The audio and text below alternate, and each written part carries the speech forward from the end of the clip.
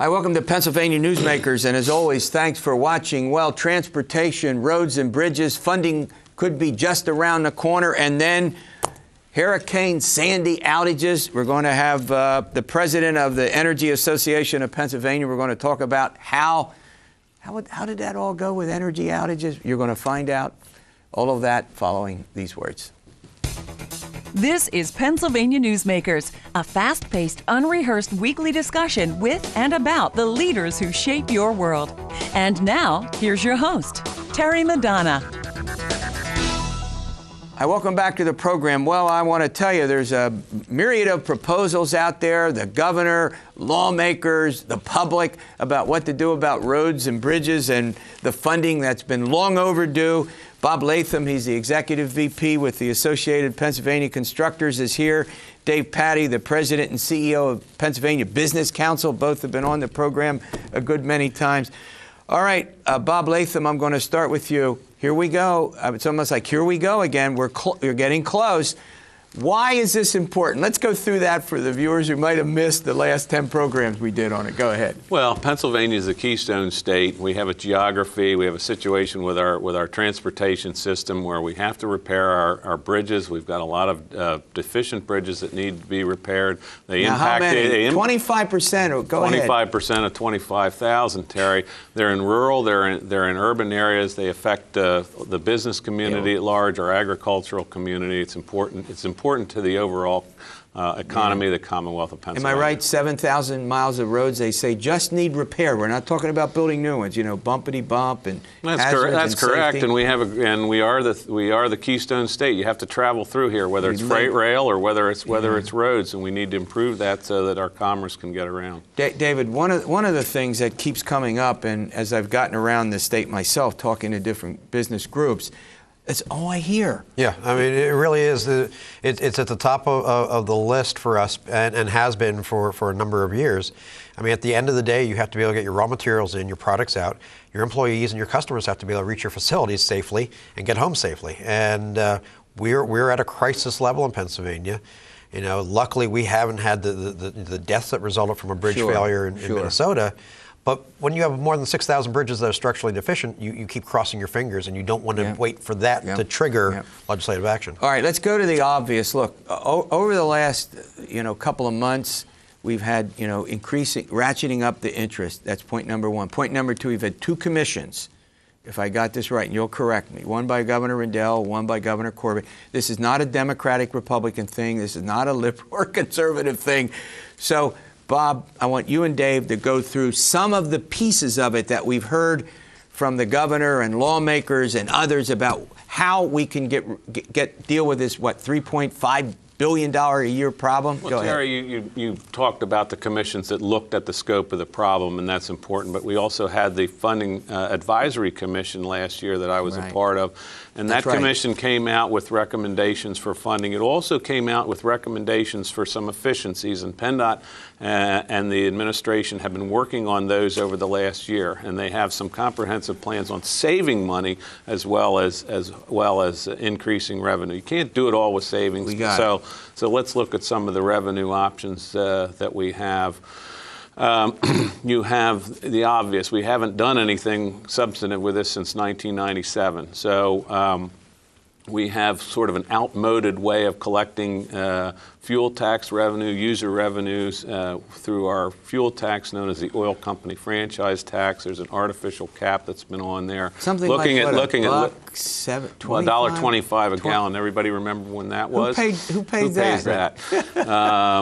And that was put in 1981 when $1.25 was an unheard of potential price of fuel. So they want to lift that up as an inflationary measure and remove that sort of artificial cap. That would be so raising the wholesale tax that oil companies would pay. Now, let's be candid.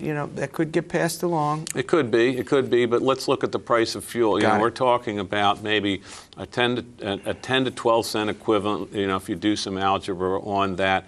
But let's look at how the price of fuel has fluctuated with market forces over the last year. 75 cents a gallon either way. So market forces really dictate the price of fuel. And that would be one of the big ones. Now, right. Go ahead. I think you also have to look at if you're going to pay the tax, which obviously the business community would. certainly individuals as commuters will as well. But we're willing to pay, whether it be a fuel tax or tolls or licensing registration fees. Yeah. We've looked at that, and we've looked at it as the value proposition. What do you get for the money? And the fact of the matter is, it costs us more to sit in traffic and deal with delays. It costs us more to do detours. It costs us more to have closed roads. And Bob has talked about that. We've got, go ahead. So That's frankly, a good point to make. Something we don't think about. Even for individuals trying to get to work. If it takes you an hour when it really should only take you 45 minutes, what's your wasted time worth, and what's the value of that fuel that you're wasting sitting in traffic worth? All right, we're going to run. Look, there are 3 or 4 other big. I shouldn't be pointing the pen at you guys. Three or four other recommendations that I want to talk about. License fees. Do we toll? The point you made about tolls. There's a couple of other recommendations that have been thrown out there. We'll be back after these words. This broadcast of Pennsylvania Newsmakers is presented by the Pennsylvania Chamber of Business and Industry, the statewide voice of business, and by the Pennsylvania Business Council Education Foundation, educating citizens and business leaders about important public policy issues and civic affairs.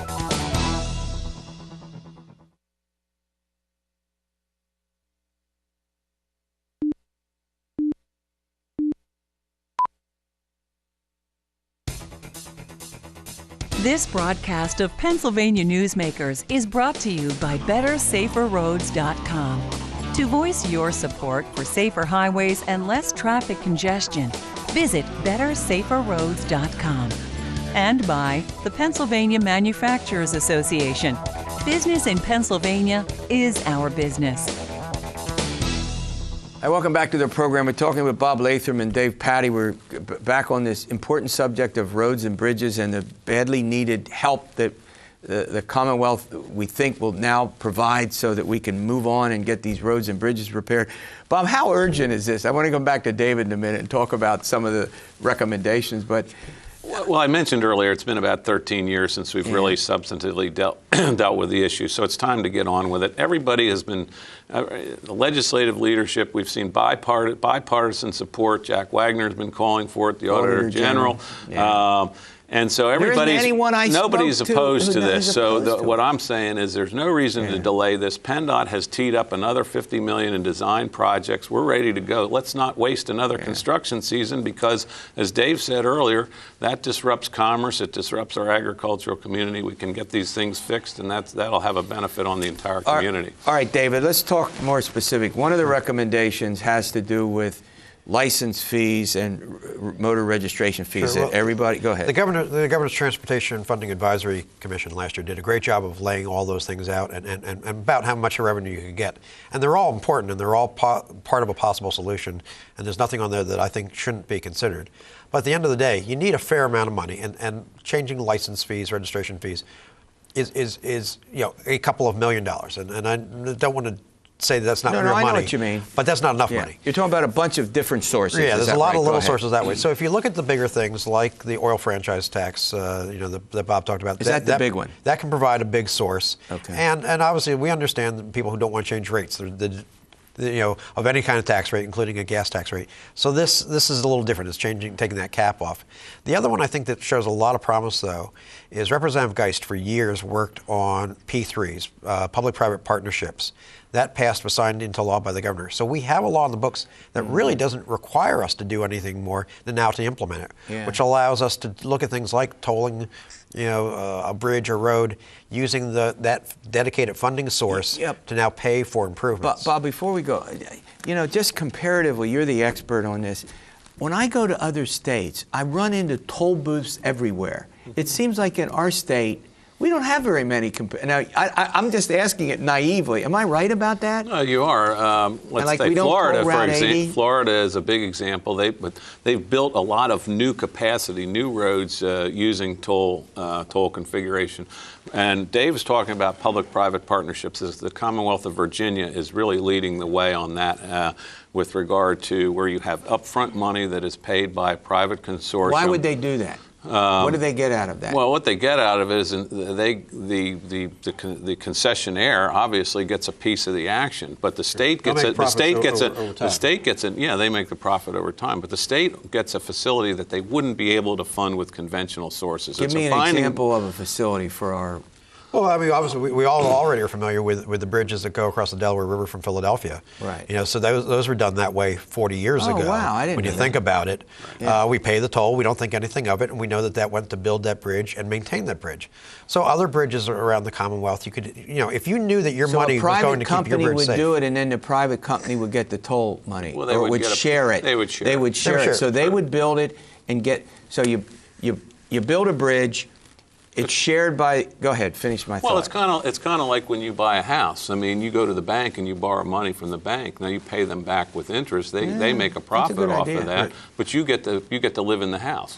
It's the same concept. The bridges, I was referencing the bridges as sort of the mechanism. Now those were public commissions, but if it's a private company, it really doesn't. The mechanics are the same, and in fact, the nice thing for the state is it's not borrowing the money, so it doesn't have any impact on our debt as a state. All the risk is with that private company. Frankly, if the tolls don't pay for it.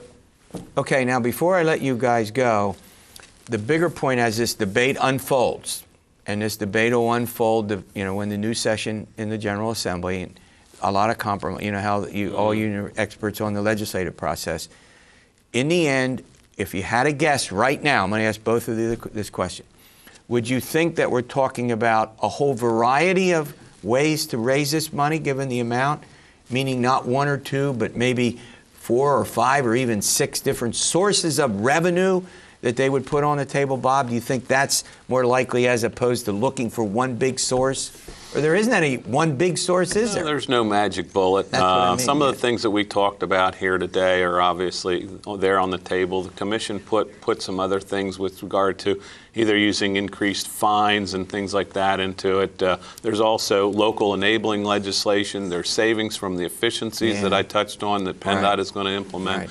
Those things will have a piece of it. The important thing is let's get it done by April. Let's not wait around. Let's not delay with this. Everybody wants to get this taken care of. There are big issues we understand beyond transportation. And the business Let's get this off the books. We're on board, and the easiest way to do this is get it done fast. Keep it simple with some things that you don't have to come back and adjust again in a couple of years. All right. Hurricane Sandy, what about those outages? What did the electric companies do? What's going to be done in the future? We'll get into that subject after these words.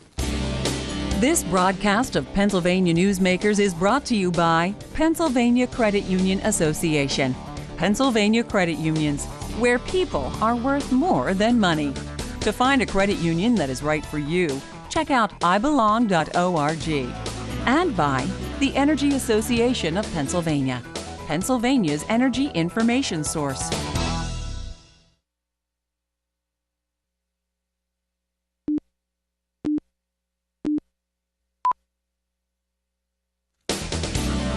This broadcast of Pennsylvania Newsmakers is presented by the State System of Higher Education. 14 state-owned universities. The state system is the largest provider of higher education in Pennsylvania. And by the Hospital and Health System Association of Pennsylvania, working towards a healthy Pennsylvania. Hi, welcome back to the program. Well, I'll tell you what, Hurricane Sandy and electric storm-related service outages, I think I got that right. Terry Fitzpatrick, he's the guy we go to when we want to talk about all things related to energy. He's the president of the Energy Association of Pennsylvania, former Public Utilities Commission member. I'll tell you what, I'll bet the energy companies, particularly the electric companies, had quite a ride during this Hurricane Sandy. So let's talk a little bit about, let's start with this. What do you want people to do? We'll talk about how you handled it in a moment. A storm's coming. You get all these weather advisories. What should people do? Well, what the utilities do is prepare, and customers should do the same thing. Just really basic things. Make sure that you have flashlights available. And be prepared for the storm. If you find that your electricity does go out, contact the company and let them know that you're out. We do have ways now with technology sometimes of finding out when customers are out without them calling, but it's still important that they call. Okay, now, Pennsylvania obviously not hit as hard. We did have, do you know how many folks were without service, estimate? Yes. In the state? How many? In total, we had 1.5 million customers in the state without power. Wow. During the course of those storms. For some of the utilities, most of the damage was focused in the eastern part of the state. Right. For a couple of the utilities there, it was the largest storm, the most customers out that they ever had. You mean, so it was historic proportions? Yes, and that's even though it wasn't nearly as bad here in Pennsylvania, as you said, as in New York and New Jersey. Now, we've been following, what's going on in parts of New Jersey and Long Island in particular. How long did it take for service to every Pennsylvania company, household to get restored? Well, it was about 90. I'll give you these numbers. 90% of the customers that were out were back on within 4 days, and within 9 days in Pennsylvania, all of the customers were back on. Yeah, I mean, I kept reading reports that making steady progress almost daily. Right. Particularly down in Montgomery County and Bucks County, I guess, in the southeastern part of the state, more than where we live and where I live here in South Central Pennsylvania, where we tape the tape the program. Well, let's talk then. Let's turn our attention away from that. I mean, to go back on what people should do. I mean, this preparedness thing. All the TV and radio stations saying, get prepared, but yet a lot of people just, for whatever reason, just don't go get water, don't go get some basics. And I guess that's something we keep having to repeat over and over again, right? Yes, that's absolutely true. For whatever reason, we seem to be having more of these storms, these very damaging storms. And of course, we had a few incidents the previous year in 2011. That's right. With Hurricane Irene, Tropical Storm Lee, and then really the freakish snowstorm in October with the heavy wet snow while the leaves were still on the trees. So we've had some real challenges here, but we're learning from that, making improvements to the way that we handle these things. And I think the general consensus was that the performance of the utilities was very good. Not perfect. I got it. We want to continue to make improvements, but we've learned from the past and we're continuing to work on it. One of the things we ought to at least talk about that give our viewers a sense about is how utilities go about restoring service after a damaging storm. Yes. That might help folks get a better idea about what's going on. That's a great question. I think that's very important, Terry. The important thing to remember is electric utilities and gas utilities, because they can be affected sometimes too, don't begin preparing when they hear that there's a storm coming. This is a year-round thing. We trim the trees. I mean, that's a sometimes controversial subject, but that's why we trim the trees, so that when the wires start blowing, the trees start blowing around, it doesn't cause outages. Yeah. We go through emergency preparedness exercises. We set up these agreements that we have with utilities out of the state so that we can get workers to come here when we have storms here, and vice versa. We send workers there. We share resources like that, which is very important. When the storm hits, we activate our emergency operations centers. We work with local government, with state government at all levels, the PUC especially, and PEMA, Pennsylvania Emergency Management Agency. And then when the storm hits, what we do, the priorities are, as soon as it's safe to have workers go out, we try to take care of safety problems where there's lines down. Absolutely. And then there are critical customers, public health and safety, hospitals, police, sewage treatment plants, for example. And then we go for the biggest bang for the buck, Terry. You make the repairs that get the largest number of customers on the soonest, and then you go down, and unfortunately the customers that live back maybe a rural road where there's just one customer and a lot of trees, often they're the last to come back on because that's the toughest. Sure. We're going to run to a break. When we come back, I want to talk about what investments we ought to be making. We always want to look at a problem after it happens instead of preparing, and I think you have some suggestions about what we ought to do. By the way, they can trim the trees around my house any time. I don't want them on my roofs, these branches hanging over anyway. I'll tell them that, Terry. Tell them that. I'll be back. We'll be back in a moment.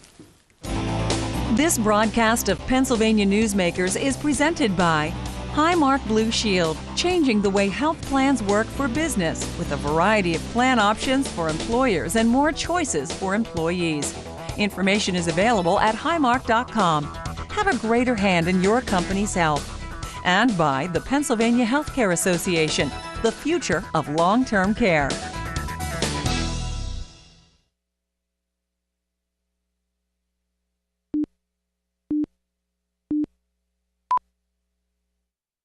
Hi, welcome back. Well, we're talking with Terry Fitzpatrick about the Hurricane Sandy and how utilities have handled it. And the one subject that I want to get into before we let Terry go is this whole aspect of how we ought to invest in infrastructure. What can we do to make sure that we minimize these effects from things like Hurricane Sandy?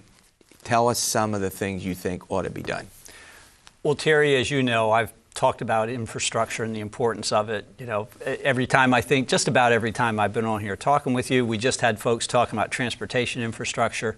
It's just an issue across our society. It is with electric and gas utilities as well. Now, we're trying to keep after it. You know, we like to replace the old things before they get too old and even put in some modern things with the newest technology. Give us some examples so our viewers can say, okay, this is something I can relate to. Well, just putting up new poles and wires is important. You mean the old ones that lean? Like well, sometimes you drive by and you look at them and you go. Yeah. Well, sometimes the wind has something to do with that too. But we want to replace that in a timely way and modernize the grid. And there are new technologies that we can put in that actually can help prevent some outages, things like reclosers, for example, which don't ask me to explain how that works. I'm not an engineer. Okay. But some of the new technologies with the grid can help with this. Now, it's not foolproof. If a tree comes down on a big tree comes down the line, it's still going to go out. But it's all related. The more you modernize the infrastructure, the more your system is going to be hardened against effects of the storms. Because we're a large state geographically. We're a large rural state, and people tend to forget that. Yes. I think. Does that add pressure and complexity and cost to modernizing the infrastructure? There are advantages and disadvantages to being rural versus urban type settings. But it is true, in a rural setting, generally speaking, you're going to have more trees, more isolated stretches of lines, and when you have a storm like this, that can complicate things. And in fact, that's why it's always dangerous to compare utilities and say, well, this utility had all of its customers back on, this other one didn't. I see what you mean. There's different characteristics to each one of the systems that makes it more difficult. Okay, final question. Sure. How does all this get paid for? Do the customers pay for it by rates? Do you get help from the government for this? There can at times be help from the government. I know this was declared an emergency. That does not come to our companies, though. Okay. We pay through rates that customers pay. Okay. And there was a bill passed last year that made it easier, and we can recover our infrastructure costs more timely. That's a very important component of modernizing our systems. All right. Well, look, thanks for the update. We're going to follow this, and hopefully the next time you're on, we're not talking about some hurricane or some other storm-related incident. Got it. All right. Thanks as always, for watching Pennsylvania Newsmakers, and we'll see you next week, and stay well.